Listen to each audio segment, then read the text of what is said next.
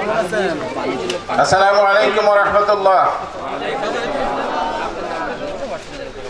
আলহামদুলিল্লাহি রাব্বিল আলামিন, আসসালাতু ওয়াসসালামু আলা সাইয়্যিদিল মুরসালিন ওয়া আলা আলিহি ওয়া আসহাবিহি আজমাইন। বাংলাদেশ জামায়াত ইসলামী রূপনগর থানা কর্তৃক আয়োজিত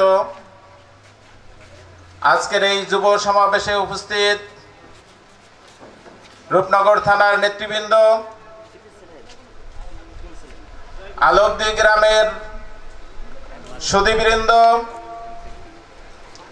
জামায়াত ইসলামী রড সভাপতিবৃন্দ, একান্ত প্রিয় উপস্থিতি, আসসালামু আলাইকুম ওয়া রাহমাতুল্লাহ। আল্লাহর দরবারে শুকরিয়া আদায় করছি যে রব্বুল আলামিন আজকের এই উন্মুক্ত ময়দানে বাংলাদেশ জামায়াত ইসলামীর কর্তৃক আয়োজিত এই প্রোগ্রামে কথা বলার জন্য সুযোগ করে দিয়েছেন। মহান রব্বুল আলামিনের দরবারে শুকরিয়া আদায় করি, বিগত 17টি বছর আমরা আমাদের কথাগুলো উন্মুক্ত ময়দানে বলতে পারিনি। 24-এর আন্দোলনের মধ্য দিয়ে হাজারো প্রাণের বিনিময়ে বাংলাদেশের 18 কোটি মানুষ আজকে উন্মুক্ত ময়দানে কথা বলার সুযোগ পেয়েছে। সেই জন্য মহান রব্বুল আলামিনের দরবারে শুকরিয়া আদায় করি, আলহামদুলিল্লাহ। মহান রব্বুল আলামিনের ঘোষণা, জাল হক ওয়া জাহাকাল বাতিল ইন্নাল বাতিলা কানা জাহুকা। সত্য আগমন ঘটলে অন্ধকার দূরীভূত হয়, মিথ্যা দূরীভূত হয়। তারই একটি প্রমাণ হচ্ছে আজকের এই বাংলাদেশ। বাংলাদেশের তৌহিদি জনতা যখন জেগে উঠেছে, ইসলাম প্রিয় মানুষগুলো যখন ঐক্যবদ্ধ হয়েছে, তখন বাতিলদের যত বড় ষড়যন্ত্রই থাকুক না কেন সব কিছুকে ছিন্ন ভিন্ন করে ইসলামপন্থীরা আজকে মাথা উঁচু করে দাঁড়াতে সক্ষম হয়েছে। আমরা মনে করি এই জুলাই আন্দোলনের মধ্য দিয়ে, 36শে জুলাইয়ের মধ্য দিয়ে বাংলাদেশ একটি নূতন বাংলাদেশ ফিরে পেয়েছে। এই বাংলাদেশের অন্যতম একটি স্লোগান ছিল উই ওয়ান্ট জাস্টিস। আমরা বৈষম্য দেখতে চাই না, আমরা একটি বৈষম্য মুক্ত সমাজ গড়তে চাই। এর ধারাবাহিকতায় আজকের বাংলাদেশের সকল রাজনৈতিক দল, আজকের বাংলাদেশের 18 কোটি মানুষ উন্মুক্ত ময়দানে কথা বলার সুযোগ পেয়েছে। যাদের ত্যাগের বিনিময়ে আজকের এই উন্মুক্ত ময়দানে মানুষ কথা বলার সুযোগ পেয়েছে, আমরা মহান রব্বুল আলামিনের দরবারে ওই সমস্ত ত্যাগী ভাই বোনদের শাহাদাতের মর্যাদা কামনা করছে এবং সর্বোচ্চ জান্নাতের মর্যাদা কামনা করে যারা আহত হয়েছেন, এখনো যারা পরিপূর্ণ সুস্থ হন নাই, তাদের প্রতি আমরা সমবেদনা জানাচ্ছি। সম্মানিত উপস্থিতি, আজকের এই ফ্যাসিস্ট সরকার যারা বিগত 17 বছর বাংলার মসনদে ক্ষমতায় বসেছিলেন, তাদের ইতিহাস শুধু এখান থেকেই শুরু হয় নাই, তাদের ইতিহাস কিন্তু সেই আগে থেকেই শুরু হয়েছিল।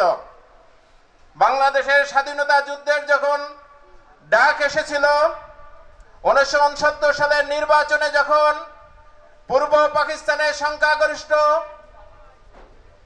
এমপি নির্বাচিত হয়েছিলেন আওয়ামী লীগের পক্ষ থেকে, তখন থেকে শুরু হয়েছে বৈষম্য। পাকিস্তান সেই হানাদার বাহিনীরা পূর্ব পাকিস্তানের শাসকের হাতে ক্ষমতা তুলে দিতে চান নাই। এর মধ্য দিয়ে এই বৈষম্য শুরু হয়েছিল।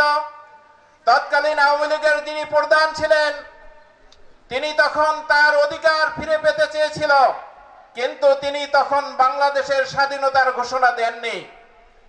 তিনি চেয়েছিলেন অখণ্ড পাকিস্তানের ক্ষমতা তিনি মসনদে বসবেন, কিন্তু পাকিস্তানি স্বৈর শাসক সেদিন তাদের হাতে ক্ষমতা তুলে না দেওয়ার কারণেই যে বৈষম্য সৃষ্টি হয়েছে, সেই বৈষম্যের মধ্য দিয়ে বাংলাদেশে একটি অঘোষিত যুদ্ধ শুরু হয়েছিল।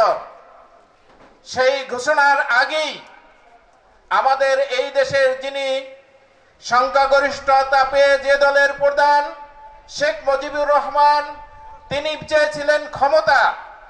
যখন বাংলাদেশের অপবার সকল মানুষ জেগে উঠেছিল, তখন তৎকালীন তারই সহযোদ্ধা তাজউদ্দিন সাহেব বলেছিলেন, নেতা যে কোনো মুহূর্তে আপনি অ্যারেস্ট হয়ে যেতে পারেন, আমাদেরকে একটি দিক নির্দেশনা দিয়ে যান।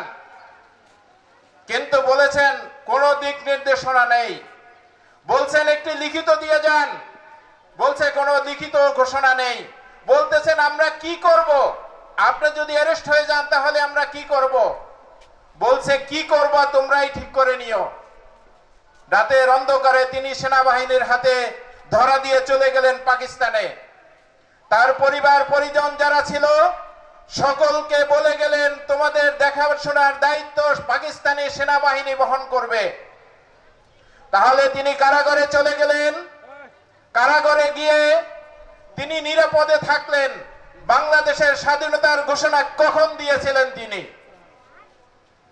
চট্টগ্রাম কালুরঘাট বেতার কেন্দ্র থেকে এদেশের জনপ্রিয় একজন সৈনিক মেজর জেনারেল জিয়াউর রহমান সেদিন স্বাধীনতার ঘোষণা যখন দিয়েছিলেন, বাংলাদেশের সকল মানুষ তখন যুদ্ধে ঝাঁপিয়ে পড়েছিল দেশের স্বাধীনতার জন্য। আজকের এই ইতিহাসকে পরিবর্তন করা হয়েছে। আজকে বলা হচ্ছে স্বাধীনতার ঘোষক জিয়াউর রহমান নন। 17 বছর আমাদের জেনারেশনকে এটাই শেখানো হয়েছে, এদেশের স্বাধীনতার ঘোষক হচ্ছে শেখ মুজিবুর রহমান। তাদের মধ্য থেকে এই স্বাধীনতা যুদ্ধের ইতিহাস বিকৃতি শুরু হয়েছে। আমরা যারা আজকের ইসলামের কথা বলি, আজকে যারা আমরা ইসলামকে পছন্দ করি, আমাদেরকে 2009 সালে আওয়ামী লীগ সরকার ক্ষমতায় আসে রাজাকারের স্বাধীনতা বিরোধী তকমা লাগিয়ে এরপরে বাংলাদেশ জামাত ইসলামীর উপর যে স্টিম রোলার চালানো হয়েছে, এই স্টিম রোলার বাংলাদেশের ইতিহাসে কোন সংগঠনের প্রতি চালানো হয় নাই। আমরা এর তীব্র নিন্দা এবং প্রতিবাদ জানাচ্ছি। আজকের এই উদ্বোধনী কথা এসে আমি বলতে চাই, সেদিন যেমনি ভাবে বাংলাদেশের 12 কোটি মানুষকে অরক্ষিত রেখে শেখ মুজিবুর রহমান পাকিস্তানের সেনাবাহিনীর হাতে ধরা দিয়ে তিনি পাকিস্তানে চলে গেছেন, তেমনি ভাবে 24-এর এই আন্দোলনে, ছাত্র যুবকদের আন্দোলনে, বাংলাদেশের উপবাস 18 কোটি মানুষের আন্দোলনের মুখে টিকতে না পারে বাংলাদেশের এই মানুষগুলোকে অরক্ষিত রেখে তিনি তার দাদাবাড়ি ভারতে পালিয়ে গিয়েছেন। এদেশের মানুষের কি হবে, কোন দিকে যাবে, কোনো গাইডলাইন না দিয়ে শেখ হাসিনা পালিয়েছেন। আমরা ইতিহাস থেকে শিক্ষা নিতে চাই।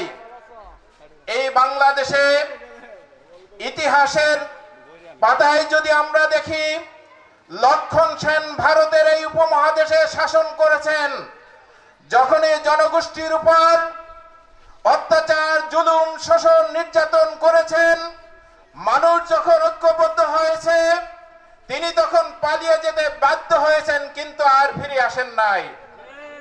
আমরা মনে করি আওয়ামী লীগের জনগোষ্ঠী, আওয়ামী লীগ নামক এই ফ্যাসিস্ট সংগঠনের নেতৃবৃন্দ তেমনি ভাবে এদেশের মানুষকে রক্ষিত রেখে যেমনি ভাবে পালিয়ে গিয়েছেন, ইতিহাসের সাক্ষী তারা। এদেশের মানুষ যদি ঐক্যবদ্ধ থাকে, বাংলার মাটিতে আর ফিরে আসার তাদের সুযোগ নেই।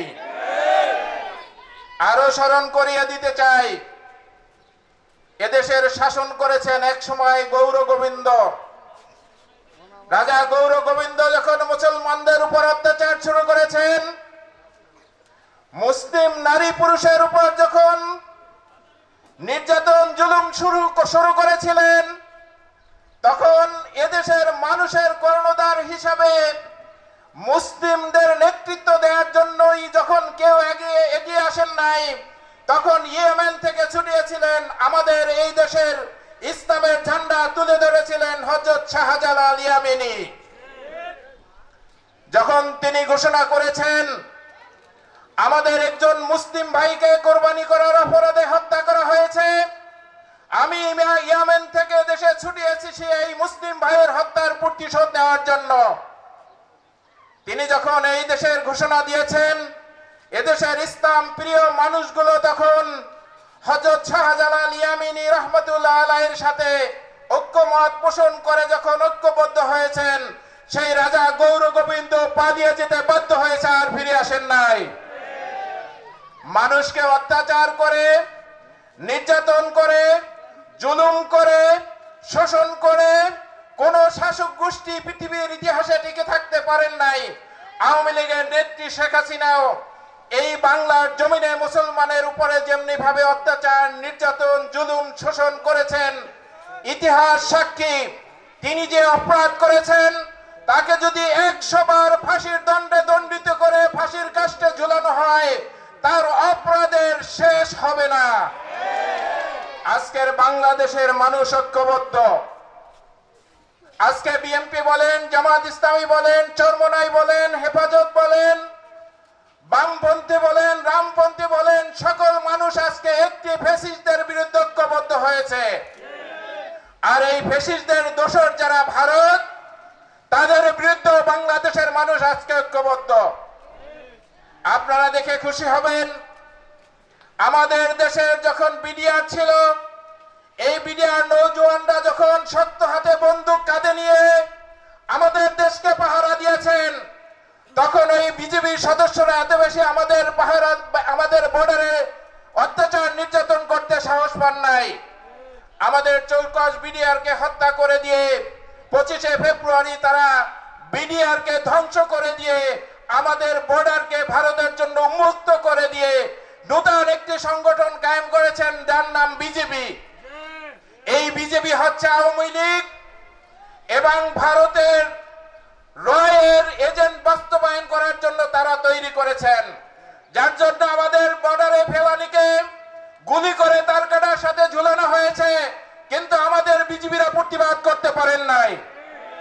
আপনারা দেখেন 5ই আগস্টের পরে যখন এই বিজেপি জওয়ানরা বর্ডারে পাহারা দিচ্ছেন, আমাদের দেশের কৃষকদেরকে ধরে নিয়ে যাচ্ছেন, শুধু বিজেপি নয়, এদেশের মানুষ ঐক্যবদ্ধভাবে আমাদের এই কৃষকদেরকে ছিনিয়ে আনতে বাধ্য হয়েছেন। আপনারা জেনে খুশি হবেন, সিলেটের বর্ডারে আমাদের 2 জনকে ধরে নিয়ে গেছেন।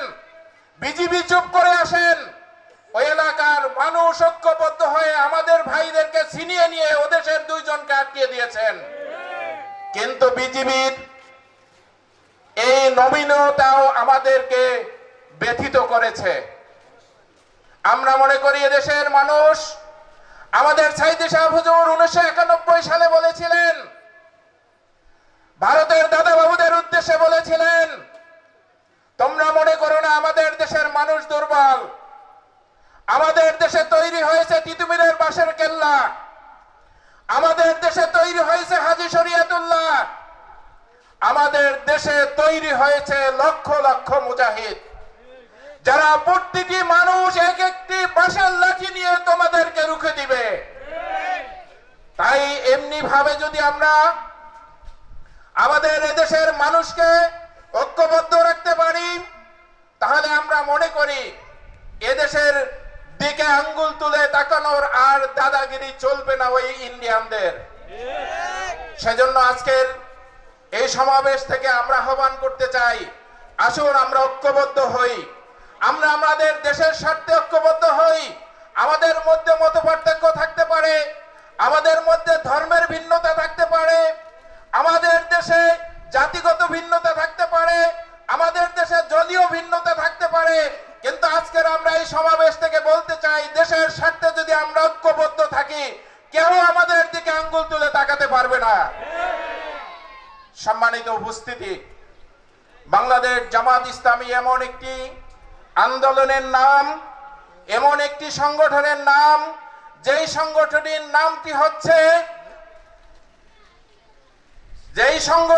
নামটি হচ্ছে ইসলামের পরিপূর্ণ বিধানের নাম। আমরা মনে করি মহান রব্বুল আলামিন পবিত্র কালামে ঘোষণা করেছেন, উদখুলু ফিস সিলমি কাফা, তোমরা পরিপূর্ণ রূপে ইসলামের মধ্যে প্রবেশ করো। বাংলাদেশ জামাত ইসলামী এরকম একটি সংগঠন নাম, যেই নামটি হচ্ছে কমপ্লিট কোড অফ লাইফ। একটি মানুষের জন্ম থেকে মৃত্যু পর্যন্ত, তার নিজ বাসভবন থেকে পার্লামেন্ট পর্যন্ত যতগুলো ইসলামের শরিয়াতের বিধিবিধান আছে, সব বিধিবিধানগুলো পালন করার মধ্য দিয়ে বাংলাদেশের এই জমিনে ইসলামের পতাকা উত্তোলন করার সংগঠনটির নাম হচ্ছে বাংলাদেশ জামাত ইসলামী। সম্মানিত উপস্থিতি, এই ইসলামের জাগরণ এই জাগরণের মূল্যায়ন, মানুষের সমর্থন যখন ফ্যাসিস্ট সরকার দেখেছিল 2008 সালের ক্ষমতায় এসে, তখন তারা পরিকল্পনা নিয়েছেন এই সংগঠনকে কিভাবে ধ্বংস করা যায়।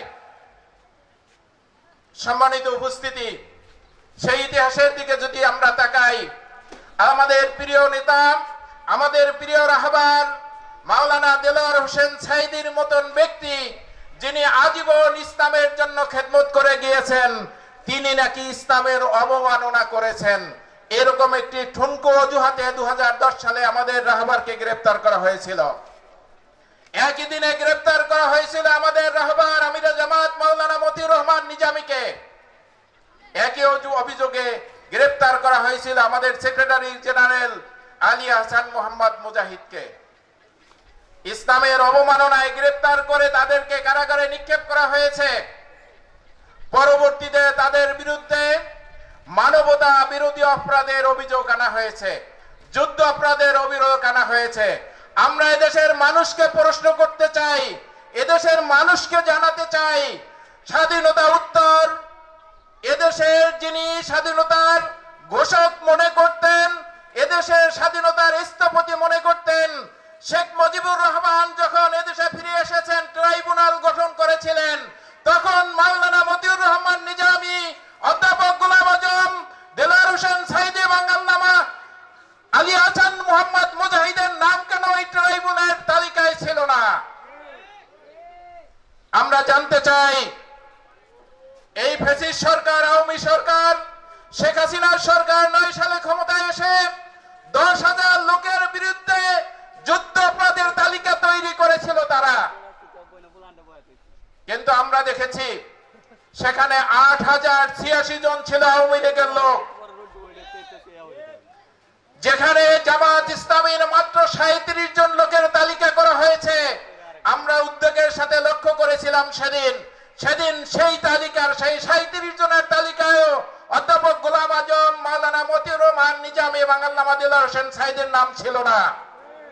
কিন্তু আজকের দিবালোকের ন্যায় প্রমাণ হচ্ছে, আদালত থেকে প্রমাণ পাচ্ছি আমরা। এখন মানুষজন, সাক্ষীরা এসে বলছেন যে তাদের বিরুদ্ধে সাক্ষী দেওয়ার জন্য আমাদেরকে আটকে রেখে শিখাই দেওয়া হয়েছে। এরকম মিথ্যা অভিযোগে আমাদের রাহবারদেরকে ধ্বংস করা হয়েছে। ইসলামী আন্দোলনকে বন্ধ করে দেওয়ার জন্য তারা বারবার চেষ্টা করেছে, কিন্তু মহান রব্বুল আলামিনের এই ঘোষণা, ইরিদুনা লিইউতফিউ নূরাল্লাহি বিআফওয়াহিহিম আল্লাহু মুতিম্মু নূরিহি ওয়ালাউ কারিহাল কাফিরুন। আল্লাহ তার নূরকে যদি প্রজ্বলিত করেন, পৃথিবীর কোন শক্তি নাই যারা আমাদের এই আল্লাহর নূরকে নিভিয়ে দিয়ে ইসলামী আন্দোলনকে বাংলাদেশের জমিনে বন্ধ করে দিবে। তারা ধরে ধরে বেছে বেছে ঢাকার থানাগুলোতে ওসি নিয়োগ দিয়েছিলেন। তারই একজন ওসি ছিল সালাউদ্দিন। তিনি বলেছিলেন, মিরপুর এই অঞ্চলের 10 ফিট মাটির নিচেও যদি মানুষকে খোঁজা হয়, সেখানে গিয়ে বাংলাদেশ জামাত ইসলামী এবং ইসলামী ছাত্র শিবিরকে পাওয়া যাবে। অতএব আমরা মনে করি, আমরা যে সংগঠনের সাথে সম্পৃক্ত হয়েছি, এই সংগঠনের অভিভাবক হচ্ছে মহান রব্বুল আলামিন। এই সংগঠনকে কেউ শেষ করতে পারবে না। আজকের এই আন্দোলনকে শেষ করাই দেওয়ার জন্য আমাদের নেতৃবৃন্দকে ফাঁসি দেওয়া হয়েছে, আমাদের অফিসগুলোকে বন্ধ করা হয়েছে, কিন্তু আমরা এর কোনোটারই প্রতিশোধ নেই। আমরা এই প্রতিশোধ নিতে চাই। বাংলাদেশের প্রতিটি গ্রামে, গঞ্জে, শহরে, বন্দরে, আনাচে কানাচে ইসলামী আন্দোলনের পতাকা, ইসলামের পতাকা উত্তোলন করার মধ্য দিয়ে প্রতিশোধ নিতে চাই। সেজন্য আজকের এই আলবদী গ্রামের সকল স্তরের মানুষকে আমি আহ্বান জানাবো, আসুন আমরা ইসলামকে জানি, আসুন আমরা কোরআনকে জানি, আসুন আমরা বাংলাদেশ জামাত ইসলামীকে জানি। বাংলাদেশ জামাত ইসলামী চায় এদেশে এমন একটি সমাজ তৈরি হবে, এদেশে এমন একটি রাষ্ট্র কায়েম হবে, যে রাষ্ট্রটির মধ্যে কোনো বৈষম্য থাকবে না, যে রাষ্ট্রটির মধ্যে ধনী গরিবের ব্যবধান কমিয়ে ধনীরা তাদের যে পাওনাগুলো আছে গরিবের, এই পাওনাগুলো তারা ফিরিয়ে দিবে, আর গরিবরা ধনীদের কাছ থেকে তাদের অধিকারগুলো ফিরিয়ে নিবে। এর মধ্য দিয়ে এমন একটি ভারসাম্যপূর্ণ সমাজ তৈরি হবে, যেই সমাজে ক্ষুধার্ত মানুষরা বলবে না আমি না খেয়েছি, যেই মানুষের বিচার প্রার্থীরা বলবে না আমি বিচার পাচ্ছি না, যেই দেশের শাসক হবে সৎ, সে দেশের সকল মানুষ সৎ হতে বাধ্য হবে। বাংলাদেশ জামাত ইসলামী চায় বাংলার এই মসনদে কোরআনকে শাসন ব্যবস্থায় বসিয়ে কোরআনের খাদেম হিসাবে প্রতিটি গ্রামে গঞ্জে শহরে বন্দরে কোরআনের শাসন কায়েম করার মধ্য দিয়ে এদেশে একটি ভারসাম্যপূর্ণ সমাজ কায়েম করতে চায়। আসুন